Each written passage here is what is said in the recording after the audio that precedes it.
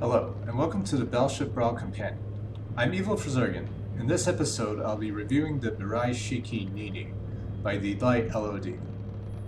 In the first season of this tournament, the TheLightLOD and another chap collaborated on a single entry, the BB-15, reminiscent of the real-life USS Texas. That ship did go on to win second place in the first season. This time around, the TheLightLOD and another chap each entered their own entry, though I understand there was some technology sharing between them. This one is the TheLightLOD's again. It's probably the most aesthetically detailed entry in the entire tournament. Got a snazzy paint scheme of dramatic yellow and black with some white detailing. We've got rotating radar. We've got a portrait here, which is actually mounted on a spin block with 4 other portraits with ACBs to change the active portrait depending on the battle situation. If I shrink the main blocks here, whoops, wrong button. If I shrink the main blocks here, you can see that there's 3 other portraits.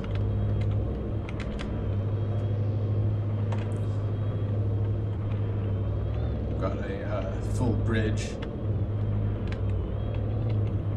stairs, even with exhaust railings, piped exhaust for the engines, decorative tertiaries, winches, animated rudder. So I make a turn here, see the rudders turn. Glass shields, which probably are a mix of decorative and functional. The functional bit being that they can potentially cause explosive shells to detonate prematurely if a water skipping shot or a low shot hits them before it hits the main deck. Anchors, various other greebles, and let's not forget even a float plane up in the air, suspended by these light blocks and glass blocks.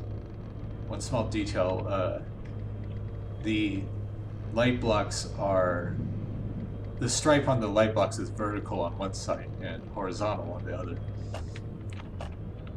The float plane does serve as the most tasteful distraction ammo in the tournament. It does have ammo parts boxes in them, which means that an enemy that's using aim point will likely aim for the float plane and most likely miss, rather than hitting the ship proper.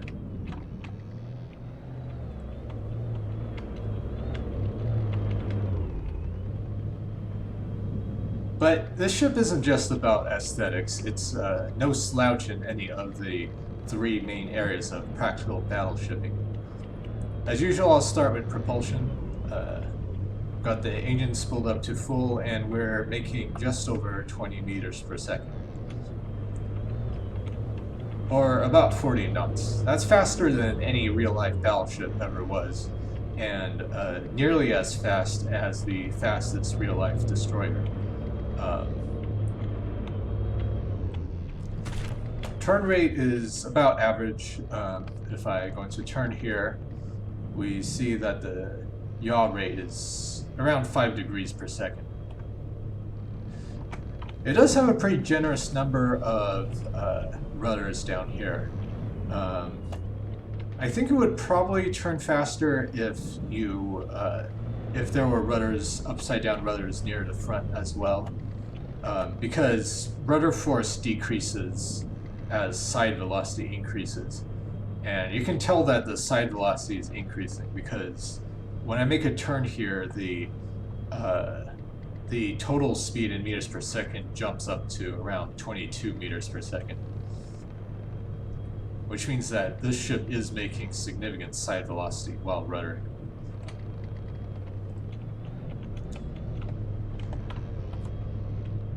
So much for propulsion. Let's move on to protection. Metal is probably the most major component of the ship. The armor belt is made out of metal beams with heavy armored triangle corners, with the main citadel area having a second layer of the same. Wood is used around the less essential parts. So, this is a quite well-armored ship. Perhaps less than, say, the Handaki, which is probably the top in this area. But still more than average, and a very well-designed scheme with ample spacing. The primary magazine is stored inside a heavy armor compartment with a couple of smaller magazines, like this one. 153 ammo boxes is quite a lot.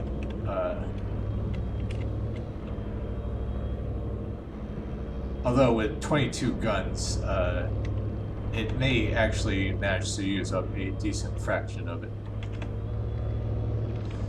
There's one criticism of the overall durability I would make. It's that the ship only has one AI. Granted, it's in a pretty well-protected location, deep in the ship, but I mean, you never know. One unlucky timed shell could potentially take out the AI. There is another AI near the front. However, it's not 100% equipped. I believe it has a. Let me see if I can find it here. I believe it has a target prioritization card, but not a naval card. So the ship won't be able to maneuver if its primary AI is destroyed. The AI does have a pun associated with it. You can see the main one is called the mainframe. The AIs are on different channels. I'll have to see which ones each one is controlling. We've got... Does this ship have integrally mounted?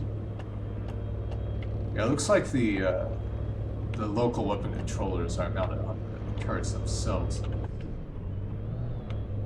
But speaking of which, let's talk about the turrets. We've got the tertiaries here, firing primarily, let's see, explosive?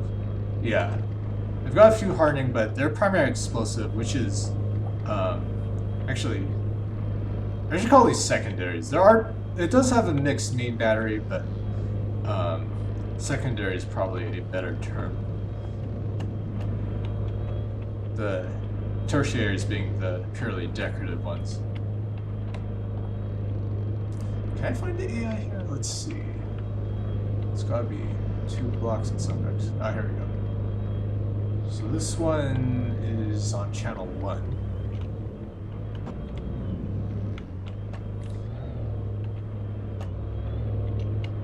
Yeah, all these turrets are quite well constructed. You can see that the ammo boxes, the high explosive pellets have a full 6 autoloaders connecting them, which gets the most out of their expensive price. The main battery is, as I mentioned, mixed. It's got a pair of quadruple turrets firing rapid-fire HE shells. You can see the reload time is under 8 seconds. And they've got a plentiful ammunition load. So these will do a pretty good job at scrubbing the barrels and turrets off of any ship they can hit. With 8 of these, we're looking at over 1 shot per second on average. Although the stagger, they are set to stagger fire, which will lower the overall rate of fire slightly. But it is probably a good idea given that since you're trying to get a lot of shots off to try to hit some critical components, you probably don't want all the shots aiming for the same place. So a stagger will help accomplish that. Let's see if this one's also on channel 1. I've got the block there.